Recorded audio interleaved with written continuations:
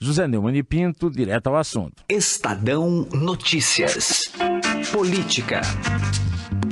O assunto voto impresso ainda não é uma questão totalmente pacificada no Brasil, visto que as instituições, inclusive, ainda se debruçam sobre a real necessidade dele e tentam, de alguma maneira, revogar uma lei que já foi aprovada em 2015 pelo Congresso Nacional, que exige que nas eleições de 2018 as urnas tenham, sim, a impressão do voto como garantia de uma transparência, da apuração, transparência dada à apuração. O que tivemos de novidade recentemente, mesmo com prazo apertado, já que as eleições são agora em outubro de 2018, estamos em março. O Tribunal Superior Eleitoral expressou preocupação com a implementação do voto impresso para as eleições de 2018, enviou essa manifestação à STF, é assinado pela assessoria jurídica encaminhada pelo presidente da Corte, ministro Luiz Fux, e um pouco concorda com aquilo que diz a Raquel Dodge, que é que quem tenta a mudança, quem não quer implementar o voto impresso no Brasil, segundo Raquel Dodge, Procuradora-Geral da República, a reintrodução do voto impresso caminha na contramão da proteção da garantia do anonimato do voto e significa verdadeiro retrocesso. A gente vai conversar sobre esse assunto com o jurista Modesto Carvalhosa. Tudo bem, doutor Modesto? Obrigado por nos atender. Tudo bem, Manuel. Prazer. Tá. Bom, doutor Modesto, como é que o senhor se posiciona, né? O jurídico aí batendo cabeça sobre colocar ou não o voto impresso, mesmo com algo aprovado no Congresso em 2015, hein, doutor? Pois é, veja como realmente as instituições do Brasil, elas são liquidadas, né? Porque existe uma lei do Congresso que manda haver o voto impresso para se poder apurar publicamente as eleições. Como sabe, o voto eletrônico, o voto que hoje se utiliza no Brasil, leva a um fato muito interessante. O Brasil é o único país do mundo, em que a apuração das eleições, a apuração da votação é secreta. Quando na democracia a votação é secreta e a apuração é pública. No Brasil, a apuração é secreta. Quer dizer, você vai lá, bota o seu digital lá naquela urna eletrônica antiquadíssima, que tem aí, de primeira geração, e depois os funcionários desse TSE, Tribunal Superior Eleitoral, vão lá e declaram o presidente é fulano, o senador, os deputados e tal. Quer dizer, secretamente, 3 ou 4 funcionários do TSE dão apuração do voto sem nenhuma fiscalização. Enquanto que o princípio democrático fundamental é de que a apuração de voto tem que ser pública, permitindo a fiscalização na apuração. Por isso, Emanuel, que nos países civilizados, os votos são impressos. Pode haver até urna eletrônica, em certos casos, na medida em que o voto impresso é concomitante à digitação eletrônica, para permitir que o princípio fundamental democrático de apuração pública, apuração fiscalizada, seja realizada. Nesse país aqui, não. Agora, você veja, a Raquel Dodge é contra isso, é contra a aplicação de uma lei que está em vigor. E agora o Tribunal Superior Eleitoral também apoia a Raquel Dodge para não cumprimento de uma lei. Quer dizer, nas vésperas da eleição, querem que a lei seja considerada inconstitucional, porque ela revela o voto dado, que é uma mentira deslavada, que não é digna de uma Procuradora-Geral da República dizer uma bobagem dessa. Ela, inclusive, diz textualmente, doutor, que isso caminha na contramão da proteção da garantia do anonimato do voto. Como é que o senhor responde a isso, doutor?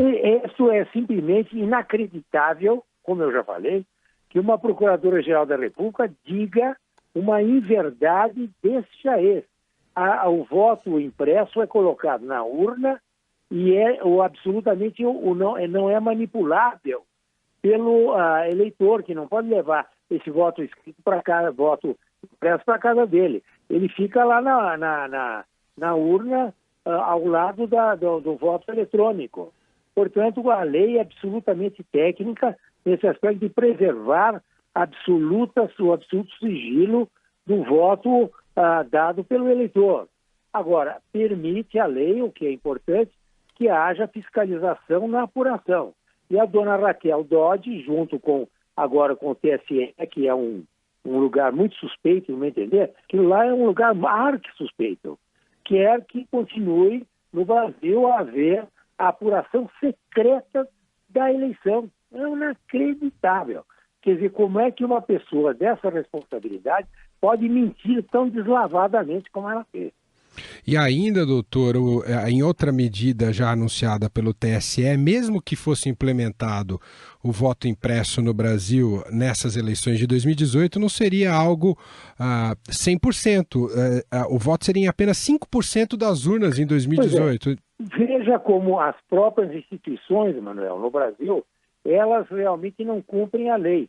Querem que a população cumpra a lei, que exigem que o povo cumpra a lei, mas as instituições não cumprem a lei.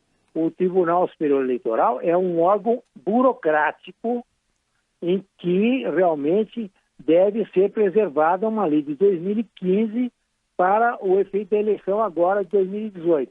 Pois o senhor Gilmar Mendes, que foi presidente dessa TCE aí, Tribunal Superior Eleitoral, durante 2 anos, sabotou durante 2 anos o que foi possível para não implementar a lei de 2015.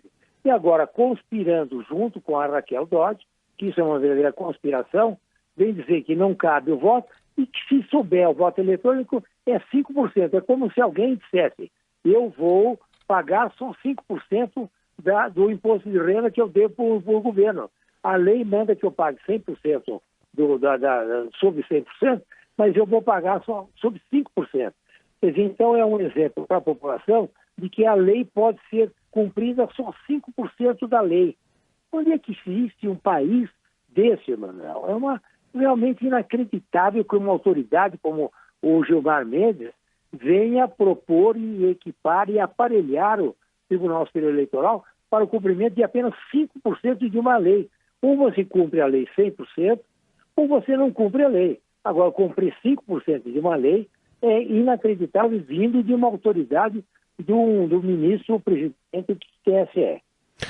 Doutor, o senhor recorreu à Organização dos Estados Americanos, a OEA, sobre esse tema. Como é que vai correr essa ação, doutor? A ação no tribunal, na Organização dos Estados Americanos, é exatamente para alertar a questão dos direitos humanos, em que no Brasil haverá fraude, evidentemente, na apuração dos votos, como cada vez mais suspeita que ocorreu nas eleições anteriores. Quer dizer, a vontade do Tribunal Superior Eleitoral, junto com os partidos políticos, agora também nesse conluio, também a Raquel Dodge, demonstra que há fraude nessa apuração, porque o fato de não querer colocar o voto impresso juntamente na votação, mostra que querem continuar a possibilidade de fazer fraude. Como sabem, as urnas eletrônicas são as mais fraudáveis que existem. É só colocar lá um programazinho, mudar o programa, que você realmente faz o resultado global das urnas ou individualmente delas, como você quiser. Porque é uma fraude programada. Eles programaram a eleição eletrônica e a fraude também estão programando. Ao negar o voto impresso seguido da votação eletrônica, é para poder continuar fraudando os resultados da eleição, ou seja, a apuração secreta e fraudada das eleições. A gente pode entender, doutor, que o nosso voto, quase como se for na atual conjuntura e sistema, é como se o nosso voto fosse para um buraco negro, é isso, doutor? Exatamente. Como sabem, o sistema de computação é o mais manipulável que pode existir, não é? Vocês conhecem todos os hackers do mundo que entram em qualquer sistema, tá certo? Então, os mais secretos possíveis, até do Pentágono, onde for. Então, imaginou o que eles vão agora fazer, esse é um buraco negro típico, em que as apurações vão ser de acordo com aqueles partidos políticos que vão lá realmente manipular isso no Tribunal Superior Eleitoral, junto com meia dúzia de funcionários para ter o resultado que quiserem. É uma vergonha nacional, é um escândalo. O Brasil é, mais uma vez, o primeiro do mundo em várias coisas negativas, e essa também eleitoral, o primeiro e único do mundo em que a apuração é secreta, fraudável e fraudada provavelmente também nesse próximo pleito aí de 2018, desse ano. Eu agradeço a participação do jurista Modesto Carvalhosa, debatendo com a gente esse tema importantíssimo para esse ano de 2018. Doutor, muito obrigado pela atenção, um abraço. Um abraço, Manuel. Obrigado a você. Obrigado. Tchau.